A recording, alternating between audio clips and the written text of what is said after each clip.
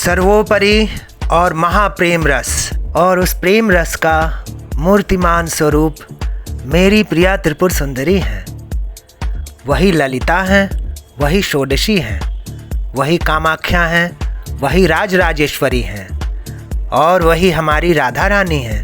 मेरी जो प्रिया त्रिपुर सुंदरी हैं, अत्यंत गुप्त रस, जो श्री चरणों की दास्तां मैंने आपको बताई है, और उस प्रेम रस का, उस सुख का रसास्वादन करने के लिए हमारे भोलेनाथ उनके चरणों से रज को उठाते हैं और उसे भस्मसात करके अपने शरीर को धूसरित कर देते हैं। उस दिव्य प्रेम रस के सुख को हम सभी भक्त जनों को प्रदान करने के लिए हमारी ललिता राधा रानी के रूप में इस पृथ्वी पर पधारी हैं।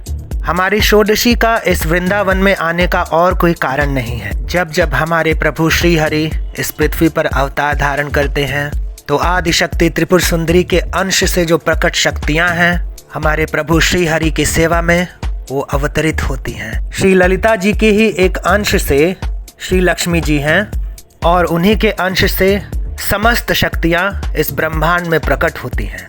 जैसे श्री हरि विष्णु के अंश से ही इस पृथ्वी पर विविध अवतार हुए हैं, इसलिए आप देखेंगे प्रभु श्री हरि की जितनी भी अवतार की शक्तियां हैं वो सब हमारी प्रिया त्रिपुर सुंदरी की ही मूर्तिमान स्वरूप हैं। उन्हीं 10 महाविद्या को भगवान श्री हरि विष्णु ने अपने अधीन करके 10 अवतार धारण किए हैं। स्तवन में भी आता है, हे आदि पुरुष, आप जहाँ जहाँ अवतार लेते हैं वहाँ वहाँ हमारी षोडशी किशोरी जी आपके लिए अवतार धारण करती हैं। इसको आप और गहराई से समझिए।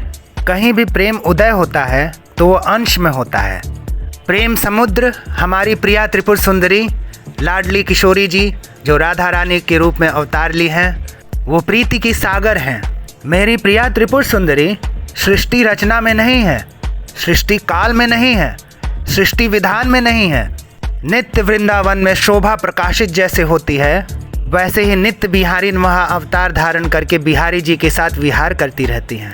ना उनका जन्म होता है और ना ही वो कभी अंतर ध्यान होती हैं।